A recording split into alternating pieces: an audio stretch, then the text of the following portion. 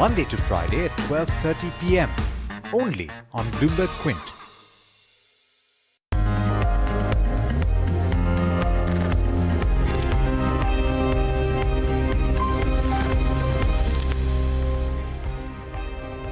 Hello and welcome. This is the F&O Show on Bloomberg Quint Live, India's first digital live streaming business news service. I am Amar.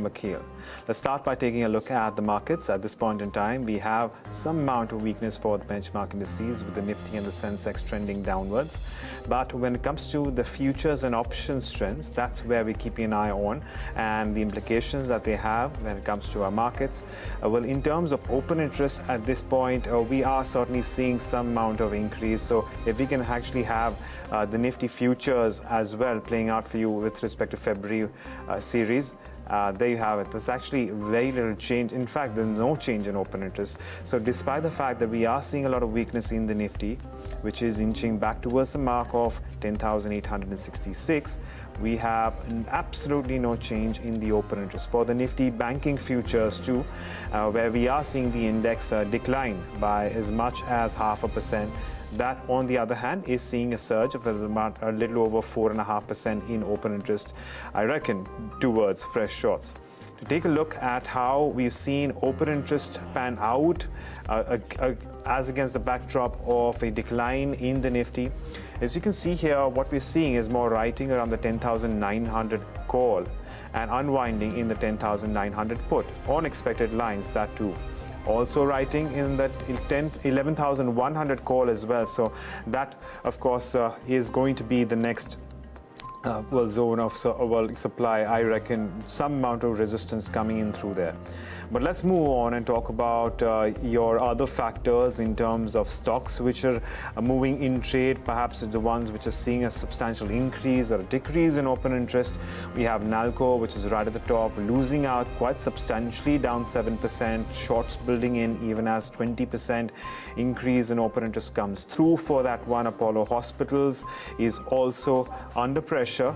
Shots coming in there. Of course, we will have a word with the management with Apollo Hospitals a little later on in the show. We have BPCL, Escorts and Sun TV as well. All of them buzzing in trade. Save for Sun TV, all these stocks are losing out, seeing fresh short positions. Are we seeing a lot of traction in unwinding? Let's pull that plate up as well. And Tata Motors, of course, seeing, unwinding coming through, but again, on the losing end. So it's now below the mark of 150. Bharti Infratel also under pressure.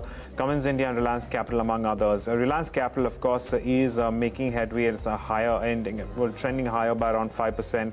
Building on the gains that we saw in the previous session, there is a bout of short covering coming through on Reliance Capital. So we'll be continuing to track trends there. On that note, let's also take a look at all the stocks that we will address on the show today. So we are talking about Sun TV, Tata Steel, of course, which came with earnings reacting positively. Balkrishna Industries, Ujjivan Financial, as well as Nalco.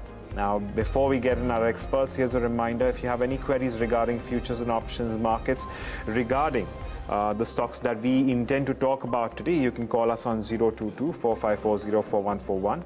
And of course, write to us on WhatsApp, Bloomberg, or rather Twitter, as well as Facebook with the AskBQ hashtag. On that note, I'm going to get in our experts for the day. We have Amar Singh from angelbroking.com, and we also have Chandan Taparia of Motilal Oswal Securities joining us on the show. Thank you to both of you for joining us. Chandan, good morning. Let me start with you. How are you looking at trade at this point in time? Good morning.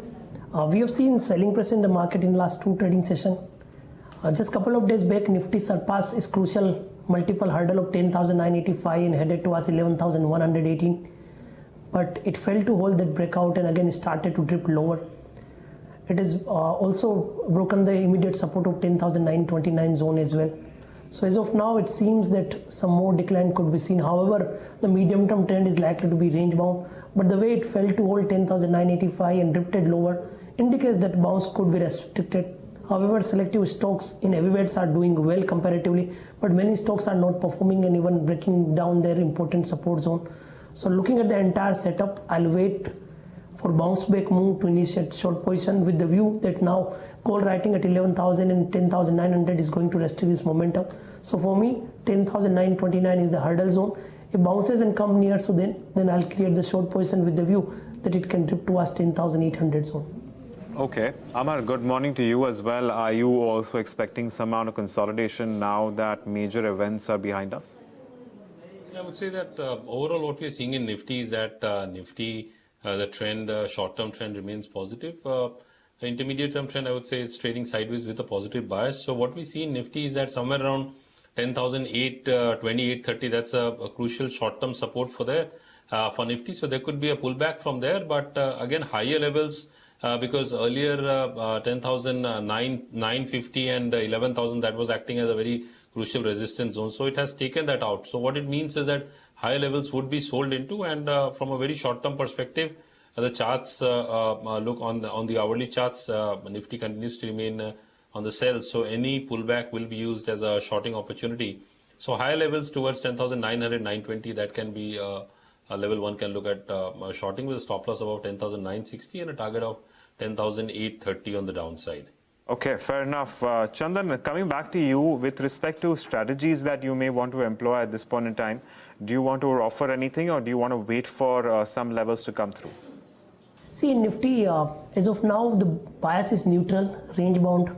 Upside could be sold, but decline could be bought. The same is being hinted by the options data and the volatility index. So here, better to go with the short volatility kind of strategy by selling out of the money calls and put.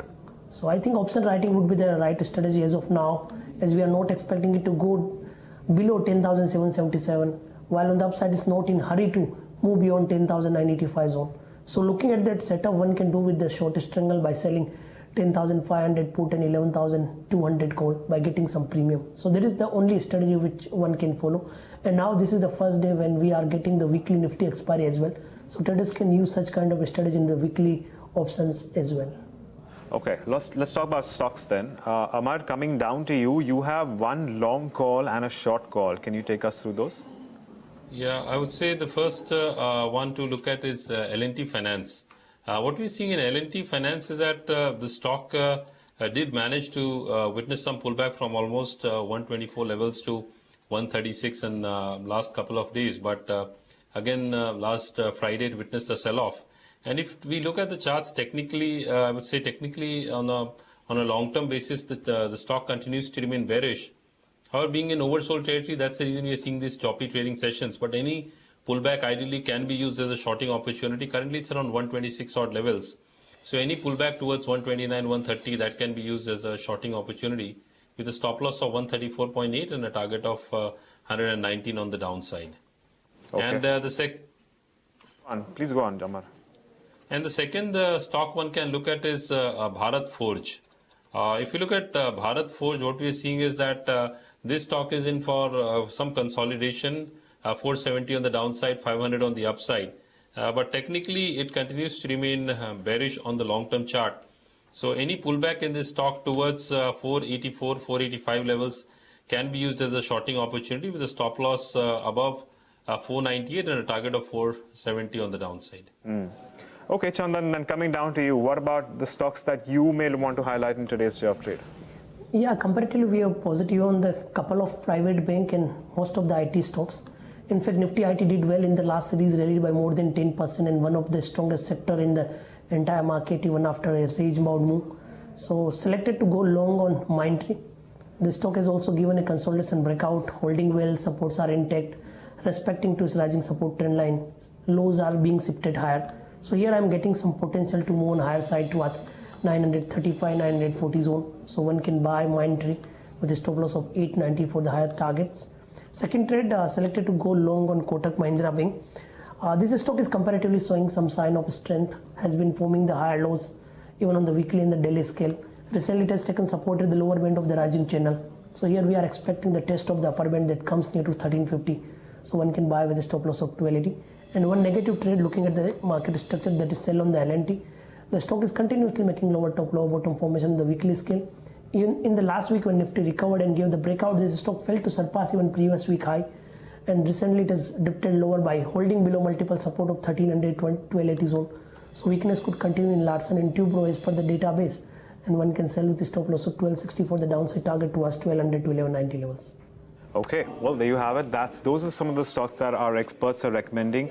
Chandan did make a mention of Kotak Mahindra Bank, and for the BQ Blue subscribers, we also have a BQ Edge on Kotak Mahindra Bank on similar indications, and you must go through that copy if you are interested in trading Kotak Mahindra Bank. But I'll move on and talk about some of the other stocks that we also want to highlight in today's day of trade, starting off with Sun TV. Now, Sun TV, of course, is looking at some longs coming through, perhaps on fundamental basis. We are looking at a lot of strength today. There is near 9% increase in underlying, and its open interest is also up as much as 8.5%. Let's take a look at Sun TV and what it's done over the past 1 month or so. And you realize that while the stock has been very, very volatile, it's down as much as only 3.6% at this point. But that is also because of the sharp surge of as much as 9% today. Even on a 3-month basis, it is 9%, down 9%. But again, the advance today has, to a certain extent, curtailed that kind of loss that we've seen for Sun TV. So there's certainly a lot of volatility. Are we looking at a reversal? Can we take this as a sign of an up move? And can we expect a further up move from here? Let's take it up with our experts. Amar, I'll come to you on this one. 566, that's where its February's futures are. Would you want to wait for a little while longer before you initiate fresh long positions in Sun TV? Or are you still cautious at this point? I would say looking at Sun TV on the short term as well as the intermediate term charts clearly shows that it has definitely formed a bottom, and the stock has got very strong support coming around 520, 500 levels. However, on the long-term charts, on the monthly charts, the stock will meet with resistance somewhere around 590, 600 levels. But being in oversold territory, there is on the long-term charts as well, there is a possibility that the stock could trade higher. And if the stock consistently trades above 550, then the stock could hit 590, 595 levels, wherein one can look at booking profits. Ideally, the stock has got very strong support somewhere below 540. Okay. So that's Sun TV for you. Another stock which came out with steady earnings was Tata Steel. Over the weekend, of course, there was a Friday post-market hours. That is when it came out with earnings. Now, we have seen Tata Steel give up all its early gains in this session because it did advance by as much as 2%, and it's eventually fallen. It's now down as much as 0.2%. Currently at 468. If you consider the 6-month chart or even the 3-month chart, it's nudged lower ever so slightly from the levels of around 600 to now 468. It was around 600 back in November, so it certainly has fallen. As you can see on your screens, it's actually given a negative return. In fact, it's down by as much as 19% in the last 6 months. But that said, just a few days ago, it was flirting with its 50 DMA on the upside. It hasn't really managed to move above that mark, certainly. And I reckon it may have proved as at least one sort of resistance in the upside. But I'm going to take it up with our experts and how they see Tata Steel going forward. So, Chandan, let me take this up with you. What is your view on Tata Steel? How are you seeing trade develop here? See, compared if you look at the metal counter, overall trend is negative. Most of the metal counter are making lower top, lower bottom, and every small bounce is being sold. However, recently it managed to turn from the lower zone near to 440 and bounce to near to 492 kind of level that comes to 50-day exponential moving average. But in last trading session, it witnessed selling pressure, and today it is almost trading in the range of the last session. So for me, the 465, 460 zone is the important level. If that breaks, then the fresh decline could start, which may take it to 440 kind of level. So I think below 465 will initiate the short position with the view that now the major trend is negative and the short-term consolidation could break on the lower side in the counter. Okay, moving on to the next one. One may say that it is very tricky to trade into Ujjivan Financial Services at this point in time, considering we've seen some days of large gains and some days of large losses. Today, Ujjivan Financial Services is down 4%, and its open interest has moved up around nearly 2% right now. but there has been a lot of problems with respect to Ujjivan Financial, and of course it's been very volatile as well. It's down around 11% through the course of the month, and it has taken a turn for the worse, particularly in the last 1 week. What can we expect? What can we do with this counter?